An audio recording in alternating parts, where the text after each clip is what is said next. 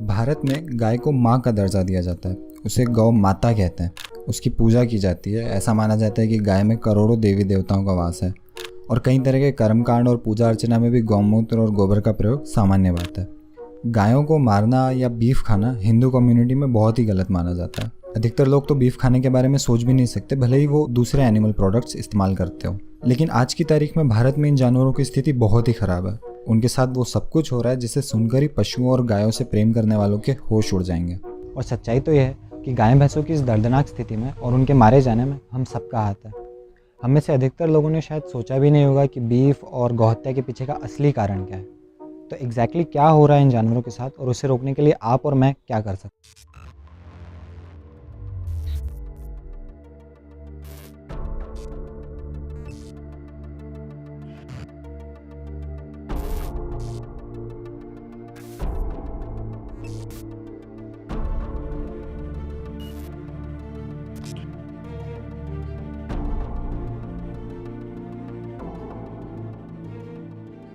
पहले ये समझते हैं कि सिचुएशन आखिर कितनी खराब है। भारत सबसे ज़्यादा बीफ एक्सपोर्ट करने वाले देशों में गिना जाता है। हम दुनिया में चौथे नंबर पर हैं दूसरे देशों को बीफ बेचने में।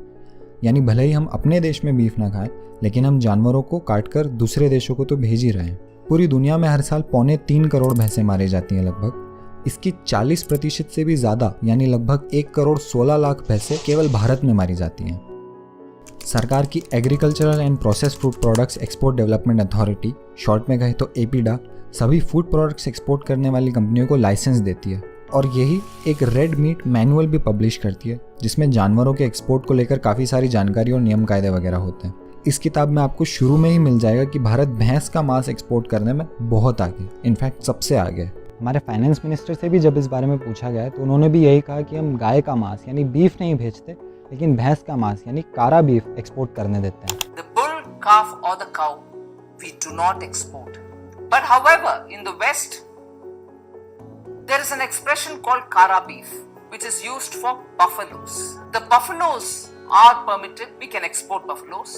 अब तक हमने भैंसों की बात करी, इसका मतलब ये नहीं कि भारत में गायों को नहीं मारा जाता। गायों की स्थिति अगर हम समझें तो कई राज्यों में गौहत्या पर पूरा बैन है।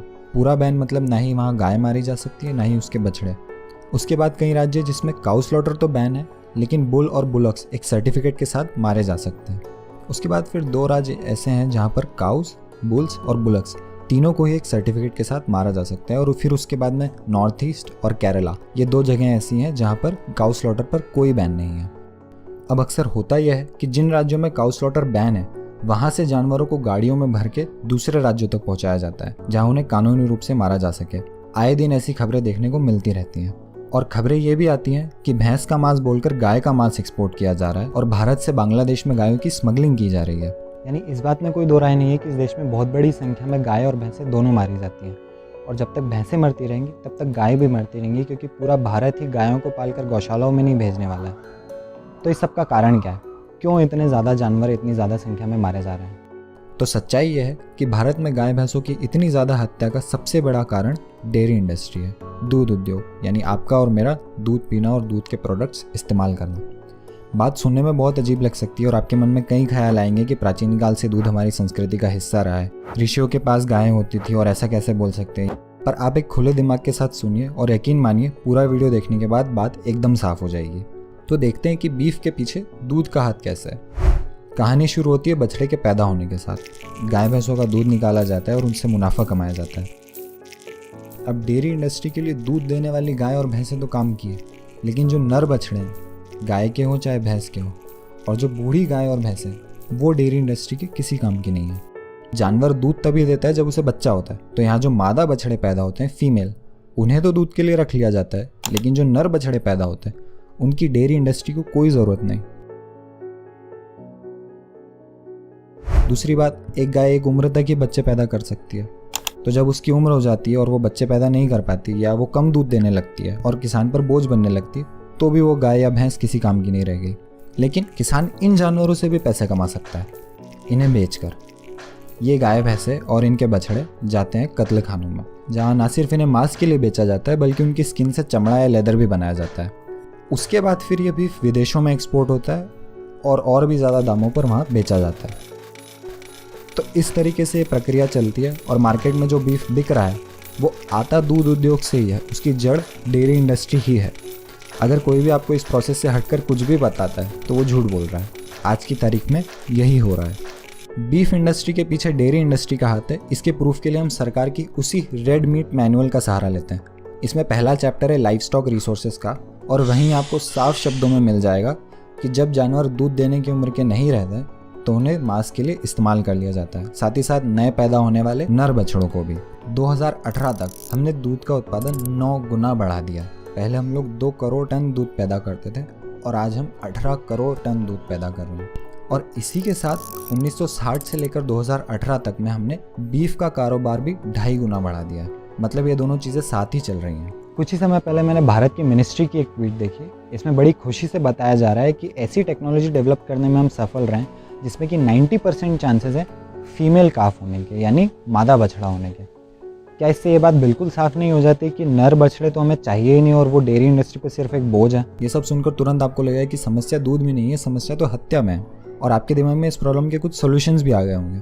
सबसे पहले आपको लगेगा कि जानवरों को अपने साथ ही रखना चाहिए किसानों को, भले ही वो बूढ़े हो जाएं उसके बाद भी। तो मान लीजिए किसान के पास में एक जानवर है, अब उसको खिलाने का 2000 रुपये महीने का खर्चा लगभग आता है। फिर उसका बछड़ा पैदा होता है जिसको खिलाने का 1000 रुपये महीने का खर्चा आता है। और इस गाय का दूध बेच करके उसकी कमाई हो रही है 20,000 रुपये महीना। 3,000 रुपये उसका खर्चा है, यानी वो 17,000 रुपये महीना कमा रहा है। अब लगभग साल भर बाद एक और बछड़ा पैदा होता है तो उसकी इनकम तो उतनी ही रह जाएगी, लेकिन अब जो एक और बछड़ा पैदा हो गया है उसका 1000 रुपये महीने का खर्चा बढ़ जाएगा। और जो दूसरा बछड़ा है उसका भी 1000 से 1500 हो जाएगा क्योंकि वो भी बड़ा हो रहा है। तो ऐसे करके उसकी इनकम तो वही रहेगी, लेकिन एक्सपेंसेस बढ़ गए और नेट प्रॉफिट कम हो गया। ऐसी सिचुएशन में किसान के पास 2 ही रास्ते हैं, या तो वो जो बछड़ा पैदा हुआ उसको खुला छोड़ दे या उसे पैसों के लिए बेच दे। जाहिर सी बात है किसान बेचना ही चुनते हैं, खासकर भैंस के बछड़े को। दूसरा सोल्यूशन आप कहेंगे कि सरकार को बीफ का एक्सपोर्ट ही बैन कर देना चाहिए। बहुत अच्छा सुझाव है, लेकिन अभी की सिचुएशन तो ऐसी है कि गाय भैंसों को मारने वाले लोग तो सिर्फ बैलेंस कर रहे हैं। अगर बीफ एक्सपोर्ट बिल्कुल ही बैन हो गया, यानी गाय भैंसें मरना बंद ही हो गई, तो ये सारे जानवर जाएंगे कहाँ? इस पर आप कहेंगे सरकार नई गौशालाएं खोले ताकि जानवरों को पनाह मिल सके, या ऐसा कुछ। तो आप इन तस्वीरों को ध्यान से देखिए।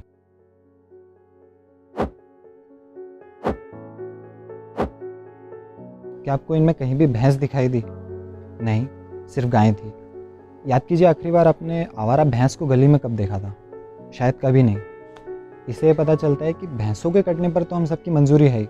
गायों के लिए तो हम एक बार को बोल भी देते हैं कि गौ हत्या गलत है और इसे रोकना चाहिए, लेकिन भैंसों के साथ तो ये हो ही रहा है। भैंसें तो दूध के लिए काटी ही जा रही है। इसका सोल्यूशन आप ये कह सकते हैं कि भैंसों को भी ले लिया जाए गायों के साथ, तो ऐसा हो ही नहीं सकता। जैसा हमने देखा 1 करोड़ से भी ज़्यादा भैंसें हर साल मारी जाती हैं, तो सरकार से ये उम्मीद कर ही नहीं जा सकती कि वो ना सिर्फ बीफ से होने वाले प्रॉफिट को छोड़ दे, बल्कि इस साल 1 करोड़, अगले साल 2 करोड़ और उसके बाद 3 करोड़ भैंसों को पनाह दे। आखिरी में हो सकता है आप कहें कि भैंसों को रहने दो, गायों को बचा लो, क्योंकि माता तो गाय होती है ना। तो ये बहुत ही अजीब बात होगी कि 2 जानवर एक ही तबेले में सालों तक रहते हैं, एक जैसा व्यवहार उनके साथ होता है, और जब टाइम आता है तो आप कहते हैं कि गायों को छोड़ दो और भैंसों को कटने के लिए बेच दो। ऐसा कौन सा बहुत बड़ा अंतर है गाय और भैंस में कि एक का हमारे दूध के लिए मारा जाना सही है और दूसरे का नहीं है? हम इतना सब कुछ करवाने को तैयार है सरकार से, NGO से, गौशालाओं से, लेकिन जो इस सब की जड़ है दूध, उस पर हम कोई चर्चा ही नहीं करना चाहते हैं। ये बात हमारे दिमाग में बैठी हुई है कि दूध से कोई नुकसान नहीं है, दूध तो शाकाहारी है, दूध तो नेचुरल है, बाकी सारी चीज़ें गड़बड़ हो सकती है लेकिन दूध तो अपने आप में ठीक ही है। तो ऐसा बिल्कुल नहीं है। दूध को सपोर्ट करते हुए बाकी चीज़ों को मना करने की कोशिश करना कुछ ऐसा है जैसे एक जानवर हो और मैं कहूँ कि इस जानवर को मैं चोट तो देता रहूँगा, लेकिन बाकी के लोग मेडिकल एड तैयार रखें ताकि इसका जल्दी से जल्दी इलाज हो सके। गाय, भैंसें और इनके बछड़े, ये जानवर सीधा कत्लखानों तक नहीं पहुंच सकते।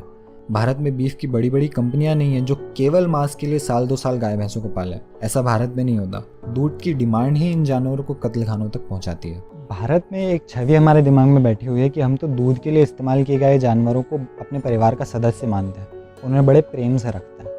इस वीडियो में बताई गई जानकारी के बाद भी हो सकता है कुछ लोगों को ये लग रहा हो कि वो मेरे दूर के रिश्तेदार भी गाय भैंस पालते हैं और वो बहुत अच्छा रखते हैं। तो आप पता लगाइए कि अगर वो पिछले 10 सालों से इस व्यापार में है और जब उन्होंने शुरू किया था तब उनके पास 10 जानवर थे, तो क्या आज उनके पास 50, 60, 70 जानवर हैं? और अगर हैं तो क्या उनमें से आधे सांड और बैल हैं? क्या दूध ना देने वाली गाय भैंसें भी हैं? अगर हैं तब तो बहुत अच्छी बात है, और अगर नहीं है तो या तो उन्होंने खुला छोड़ दिया या उन्हें कटने के लिए बेच दिया। अब इसमें कोई कह सकता है कि वो तो सभी जानवर गौशालाओं में देकर के आते हैं, तो जैसा मैंने कहा गौशालाओं में भैंसें और उनके बछड़े नहीं मिलेंगे आपको, और उनका क्या होता है उसकी हम डिटेल में चर्चा कर ही चुके हैं। अब मैंने जानवर खुला छोड़ने की बात करी। अगर गाय है तो या तो गौशाला में दे सकते हैं, अगर भैंस है तो कटने के लिए बेच सकते हैं, या फिर उसे खुला छोड़ सकते हैं। अब कहना मुश्किल है कि खुला छोड़ने में और मरने के लिए बेचने में ज़्यादा बुरा क्या है।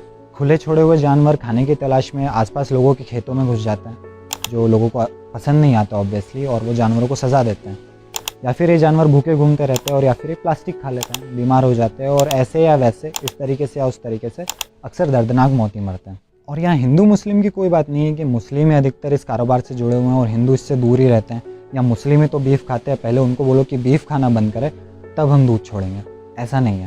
ये आपकी जानकारी सही नहीं है कि कोई एक कम्युनिटी इस बिजनेस में है, ऐसा नहीं है जी।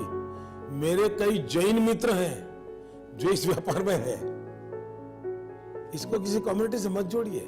ये इसलिए कहा जा रहा है क्योंकि जैसे ही बीफ की बात आती है तो माहौल कुछ ऐसा है कि लोग मुस्लिमों का समझकर बीफ और पर्यावरण पर उसके बुरे प्रभावों की बात कर लेते हैं, लेकिन वो इस बारे में कुछ नहीं कहते कि भारत में वही जानवर मारे जा रहे हैं जो असल में दूध के लिए पैदा हुए थे। अब ये सब जानने के बाद कंक्लूजन यानी निष्कर्ष तो यही निकलता है कि असल में दूध के ही कारण ये सब हिंसा हो रही है, और अगर हम इसे रोकना चाहते हैं तो पहला कदम हम ये उठा सकते हैं कि दूध पीना छोड़ दें और दूध के प्रोडक्ट्स इस्तेमाल करना छोड़ दें। कोई भी रिलायबल मेडिकल वेबसाइट खोलकर देख लीजिए, दुनिया भर के साइंटिस्ट का मानना है कि एक वयस्क मनुष्य एडल्ट ह्यूमन को दूध की ज़रूरत नहीं है।